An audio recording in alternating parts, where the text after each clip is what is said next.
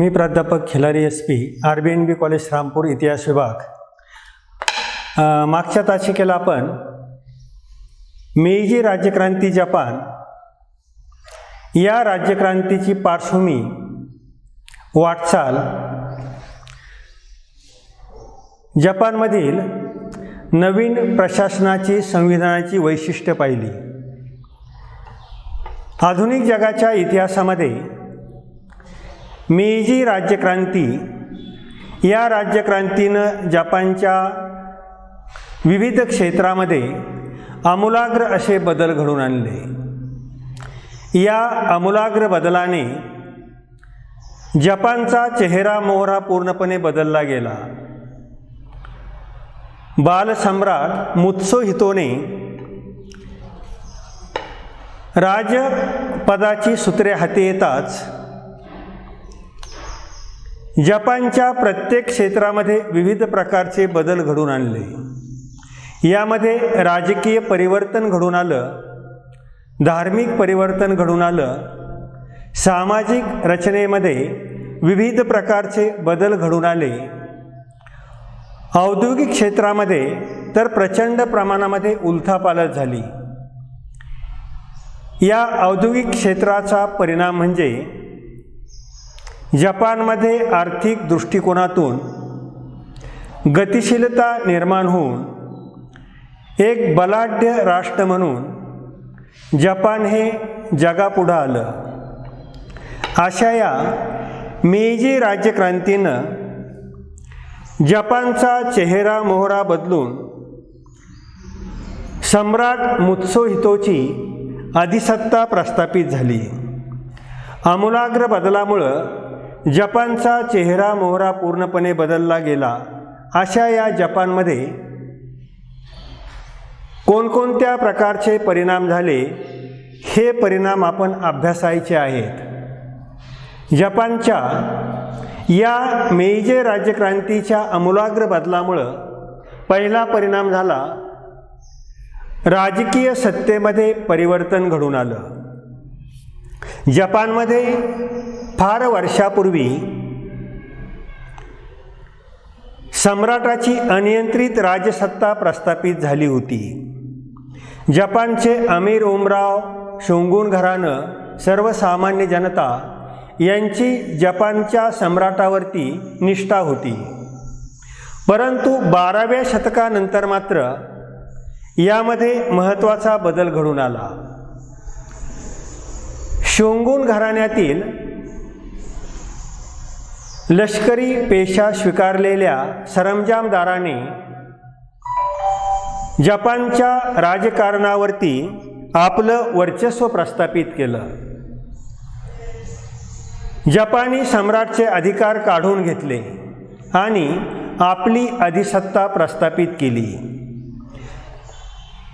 सम्राटावर श्रद्धा असणाऱ्या जमीनदारांनी सर्वसामान्य जनतेनं सम्राटाची बाजू घेण्याचा प्रयत्न केला, परंतु शोगुनने आपल्या बळाच्या जोरावर त्याचा विरोध पूर्णपणे मोडून काढला। साधारणपणे 12व्या शतकापासून तर 1867 पर्यंत अनेक शतकं शोगुनने आपलं राजकीय प्रभुत्व जपानी जनतेवर प्रस्थापित केलं। जपानी जनतेवर अन्याय अत्याचार केले, आर्थिक शोषण केलं। परंतु नंतर मात्र शोगुनला पाश्चात्य राष्ट्रांपुढं माघार घ्यावी लागली। पाश्चात्य राष्ट्रांच्या प्रभुत्वामुळं किंवा लष्करी बळामुळं शोगुनला त्या ठिकाणी माघार घ्यावी लागली, त्यांच्याबरोबर तह करावे लागले। सुरुवातीला अमेरिकेनं शोगुनबरोबर व्यापाराच्या संदर्भामध्ये आणि आपली जहाजं जपानच्या बंदरावर थांबविण्याच्या दृष्टिकोनातून परवानगी घेण्याचा प्रयत्न केला, परंतु शोगुनने अहंकाराने ही परवानगी नाकारली। परिणामी अमेरिकेच्या कमांडर पेरीने बलाढ्य सैन्यानिशी जपानवर आक्रमण करण्याचा प्रयत्न केला. अर्थात शोंगुन घाबरला आणि ही परिस्थिती पाहून त्याने अमेरिकेला आपली 2 बंदरं मोकळी करून दिली. अमेरिकेबरोबर व्यापारी करार झाला. याच पद्धतीनं नंतरच्या काळामध्ये इंग्लंड, फ्रान्स, पोर्तुगीज, बेल्जियम यांनी सुद्धा जपानमध्ये प्रवेश केला. अशा रीतीनं शोंगुनच्या या धोरणामुळं पाश्चात्य राष्ट्रांना जपानची द्वारं अनेक वर्षानंतर खुली झाली.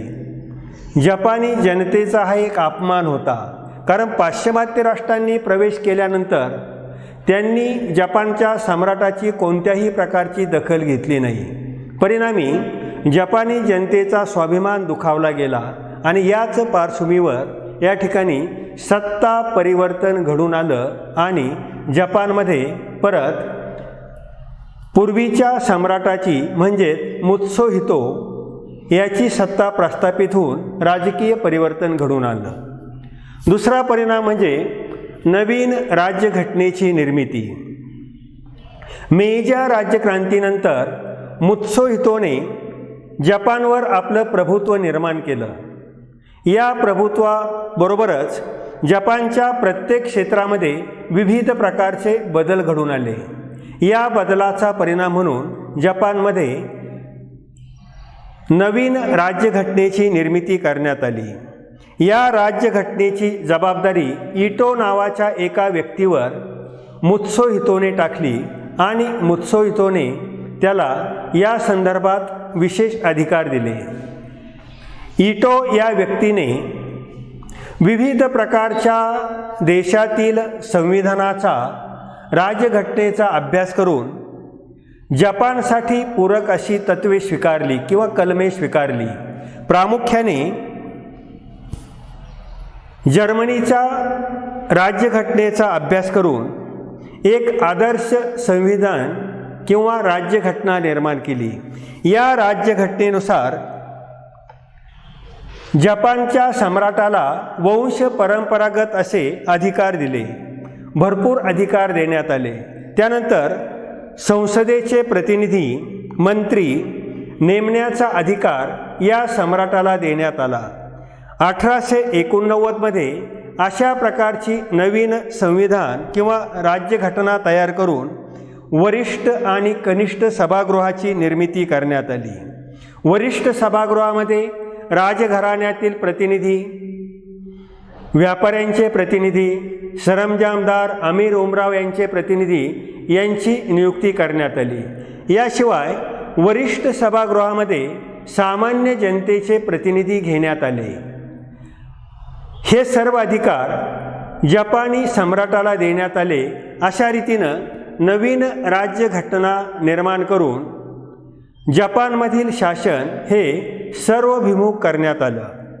त्यानंतर तिसरा परिणाम म्हणजे सामाजिक परिवर्तन. मेइजी राज्यक्रांती झाल्याच्या अगोदर जपानमध्ये काही सामाजिक स्तर होते. त्यामध्ये प्रामुख्याने अमीर उमराव तसंच श्रीमंत वर्ग आणि सर्वसामान्य जनता अशा प्रकारचे स्तर होते. त्यांच्यामध्ये सामाजिक दृष्टिकोनातून बरंचसं अंतर होतं. सामाजिक व राजकीय बदलामध्ये दायमियो हा वर्ग प्रामुख्याने कारणीभूत होता. हा वर्ग प्रभावशाली होता. त्याच्या ताब्यातील जमिनी, मालमत्ता या वर्गाने मेइजी क्रांती झाल्यानंतर जपानच्या राजासाठी व आपल्या राष्ट्रासाठी गांभीर्याने विचार करून त्या काळामध्ये त्यांनी आपलं लष्कर, जमीन आणि मालमत्ता हे सम्राटाच्या पायावर अर्पण केलं.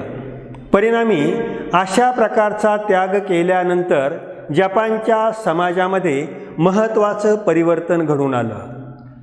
सम्राटाने अमीर उमराव यांचे विशेष अधिकार नष्ट केले आणि जपानमध्ये एकच स्तर निर्माण करण्यात आला.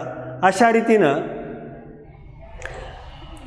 दायमियो या वर्गाच्या निश्चिम त्यागानं जपानच्या समाजामध्ये मोठ्या प्रमाणामध्ये परिवर्तन घडून येऊन सर्वांना सामाजिक समता प्रस्थापित करण्यात आली. त्यानंतर चौथा परिणाम धार्मिक परिवर्तन. जपानमध्ये मेइजी क्रांतीनंतर महत्त्वाचं धार्मिक परिवर्तन घडून आलं. शिंटो, बौद्ध आणि कन्फ्युशियस अशा प्रकारचे 3 धर्म जपानमध्ये अस्तित्वात होते. याचबरोबर पाश्चात्य राष्ट्रांनी जपानमध्ये प्रवेश करून ख्रिश्चन धर्माचा प्रसार करण्यासही सुरुवात केली होती. ख्रिश्चन धर्माचा प्रसार म्हणजे आपल्यावर आलेलं एक धर्मसंकट आहे, ही मनोभूमिका जपानी जनतेमध्ये निर्माण झाली. सम्राटाने शिंतो या प्राचीन धर्माला आपला राष्ट्रधर्म मानलं आणि बौद्ध धर्माला दुय्यम स्थान देण्यात आलं. अशा रीतीने मेइजी राज्यक्रांतीचा महत्त्वाचा परिणाम म्हणजे जपानमध्ये धार्मिक परिवर्तन घडून येऊन जपानी सम्राटाने राष्ट्राच्या विकासामध्ये धर्म ही आडकाठी न ठेवता प्रत्येकाला धार्मिक स्वातंत्र्य बहाल केलं. त्यानंतर 5वा परिणाम आर्थिक विकास. मेइजी राज्यक्रांतीनंतर दायमो आणि समुराई या श्रीमंत जमीनदार वर्गाचा अस्त झाला. या वर्गाने आपली मालमत्ता, भांडवल जपानी सम्राटाच्या चरणी अर्पण केलं. परिणामी या वर्गाचा अस्त झाल्यानंतर जपानी सम्राट मुत्सुहितो याने जपानमधील प्रत्येकाला व्यावसायिक स्वातंत्र्य बहाल केलं. त्यामुळं जपानमध्ये मोठमोठे उद्योगधंदे उदयास आले. जे काही जमीनदार अमीर ओमराव भांडवल बाळगून होते, त्यांनी उत्पादनाची साधनं विकत घेतली आणि मोठमोठे उद्योगधंदे विकसित केले. परिणामी जपानी सम्राटाच्या या धोरणामुळं जपानच्या आर्थिक विकासाला गती मिळाली. 6वा परिणाम आधुनिक शिक्षण. खऱ्या अर्थाने आधुनिक शिक्षणाला सुरुवात पाश्चात्य राष्ट्रांच्या आगमनामुळे झाली. त्यामुळं जपानी जनतेनं पूर्वपरी चालत आलेलं जुनं शिक्षण, जुन्या अंधश्रद्धा, रूढी, परंपरा ह्या नेस्ताभूत केल्या आणि आधुनिक शिक्षणाचा स्वीकार करून नवीन नीतिमूल्यांचा स्वीकार केला. मुत्सुहितो या सम्राटाने जपानमध्ये आधुनिक पद्धतीचा स्वीकार करून जपानमध्ये विद्यापीठाची स्थापना केली. या विद्यापीठामधून तांत्रिक आणि वैद्यकीय शिक्षण देण्यास सुरुवात केली. परिणामी जपानमध्ये नंतरच्या काळामध्ये मोठ्या प्रमाणामध्ये आधुनिक शिक्षणाला चालना मिळाली. हा मेइजी राज्यक्रांतीचा सर्वात महत्त्वाचा परिणाम होता. त्यानंतर 7वा परिणाम लष्करी सामर्थ्यावर भर देण्यात आला. आर्थिक विकासाबरोबरच जपानने नंतरच्या काळामध्ये साम्राज्यवादाचा स्वीकार केलेला होता. साम्राज्य वाढवायचं असेल तर लष्करी शक्ती मजबूत केली पाहिजे, हा दृष्टिकोन सम्राटाने स्वीकारला. यापूर्वी पाश्चिमात्य राष्ट्रांकडून जपान अनेक वेळा पराभूत झालेला होता. हे पराभूतीचं शैल्य जपानी जनतेमध्ये रुजलं होतं. एवढंच नव्हे तर सम्राटाच्या मनामध्ये सुद्धा होतं. ही उणीव दूर करण्यासाठी मुत्सुहितो या सम्राटाने जपानच्या संसदेकडून त्या संदर्भामध्ये परवानगी मागितली. परवानगी मिळताच लष्करी शक्तीवर भर देण्यात आला. शस्त्रास्त्र निर्मितीचे कारखाने काढण्यात आले. याशिवाय शिक्षण व्यवस्थेमध्ये लष्करी शिक्षणावर भर देऊन लष्करी विद्यापीठं, महाविद्यालये यांची स्थापना करण्यात आली. अशा रीतीनं नवीन शैक्षणिक धोरणानुसार राष्ट्रीय लष्कराची निर्मिती करण्यात येऊन लष्करी शिक्षणावर भर देऊन महाविद्यालयांची स्थानिक पातळीवरती निर्मिती करण्यात येऊन लष्कर व्यवस्थेला प्रोत्साहन देण्यात आलं. अशा रीतीनं मेईच्या राज्यक्रांतीनं लष्करी सामर्थ्यावर भर दिल्यानं जपानमध्ये जास्तीत जास्त लष्कर सामर्थ्यावर भर देऊन लष्कराचं प्रमाण वाढलं गेलं. त्यानंतर शेवटचा मुद्दा, जपानच्या मेईजी राज्यक्रांतीचा सर्वात महत्त्वाचा परिणाम म्हणजे पंचसूत्री कार्यक्रमाची घोषणा 6 एप्रिल 1889 मध्ये करण्यात आली. जपानचा सम्राट मुत्सुहितो याने टोकियो या ठिकाणी राजधानी स्थापन करून जपानच्या जनतेसाठी पंचसूत्री कार्यक्रमाची घोषणा करण्यात आली. या घोषणेमध्ये पहिला मुद्दा असा होता की जपानी जनतेसाठी व्यवसाय हा स्वतंत्र करण्यात आला. जपानी जनतेला व्यवसायामध्ये पूर्णपणे स्वातंत्र्य देण्यात आलं. सुरुवातीच्या काळामध्ये अनेक जमीनदार अमीर उमराव यांची मालमत्ता नष्ट केलेली होती, त्यांचे विशेष अधिकार नष्ट करण्यात आले होते. साहजिकच त्याचा परिणाम नंतरच्या काळामध्ये सर्वसामान्य जनता ही व्यावसायिक स्पर्धेमध्ये उतरली आणि त्याचा फायदा नंतरच्या काळामध्ये अनेक उद्योगधंद्याची निर्मिती जपानमध्ये झाली. त्यानंतर सर्वांना समान दर्जा देण्यात आला. मेईजी राज्यक्रांतीचा परिणाम म्हणून आपण सामाजिक परिवर्तन पाहिलं. सामाजिक परिवर्तनामध्ये जपानी सम्राटाने सर्वांना समान न्याय देण्याचा प्रयत्न केला. त्यामुळं सामाजिक परिवर्तन होऊन नंतरच्या काळामध्ये जपानमध्ये पूर्वश्रमीची जी वर्गाची रचना अस्तित्वात होती ती नंतरच्या काळामध्ये नष्ट झाली आणि या पंचसूत्रीनं सामाजिक क्षेत्रामध्ये महत्त्वाचे बदल घडून प्रत्येकाला समान हक्क देण्यात आले. त्यानंतर पंचसूत्रीतील तिसरी घोषणा म्हणजे वाईट प्रथांचा त्याग करण्यात आला. जपानमध्ये पूर्वश्रमी अनेक प्रकारच्या जुनाट रूढी परंपरा अस्तित्वात होत्या. अमीर उमराव यांच्याकडून सामान्य वर्ग शोषला जात होता, परंतु या पंचसूत्रीमध्ये वाईट प्रथांचा त्याग करून सर्वसामान्य जनतेसाठी आधुनिक नीतिमूल्यांचा स्वीकार करण्यात आला. त्यामुळं जपानमधील सामाजिक स्थिती नंतरच्या काळामध्ये सुधारली गेली. पंचसूत्रातील चौथी घोषणा म्हणजे जपानच्या प्रांतीय पातळीवर आणि राज्य पातळीवरती चर्चा मंडळाची स्थापना करण्यात आली की जेणेकरून जपानविषयक वेगवेगळ्या प्रकारची धोरणं घेत असताना या चर्चा मंडळाचं मत हे प्रामुख्याने विचारात घेतलं जात होतं. साहजिकच त्यांच्याच सल्ल्याप्रमाणे प्रांतीय आणि राजकीय पातळीवरती राज्यकारभार केला जात होता. थोडक्यात सर्वसमावेशक अशी चर्चा मंडळाची स्थापना करून त्यांना राज्यकारभारामध्ये प्राधान्य देण्यात आलं. पंचसूत्रीतील शेवटचा मुद्दा प्रबळ शासन व्यवस्थेची निर्मिती करण्यात आली. जपान सम्राट मुत्सुहितोने राज्यकारभार हाती घेतल्यानंतर प्रबळ अशा शासन पद्धतीची निर्मिती करण्यात आली. युतो या व्यक्तीवर संविधान निर्मितीची जबाबदारी सोपवून नवीन राज्यघटना अस्तित्वात आली. या राज्यघटनेनुसार वरिष्ठ कायदेमंडळ आणि कनिष्ठ कायदेमंडळ याची निर्मिती करण्यात येऊन त्या संदर्भाचे सर्व अधिकार मुत्सुहितो या सम्राटाला देण्यात आले. 1858 ते 1889 या कालखंडामध्ये या संविधानानुसार जपानच्या प्रत्येक क्षेत्रामध्ये आमूलाग्र असे बदल घडून आणले. जपानची प्रगती करण्यात आली.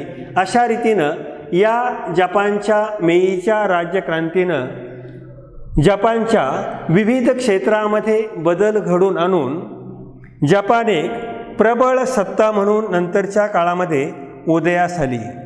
अशा रीतीनं जपानच्या मुत्सुहितो या सम्राटाने प्रत्येक क्षेत्रामध्ये कायापालट करून 20व्या शतकामध्ये जपान एक बलाढ्य राष्ट्र म्हणून नंतरच्या काळामध्ये उदयास आलं.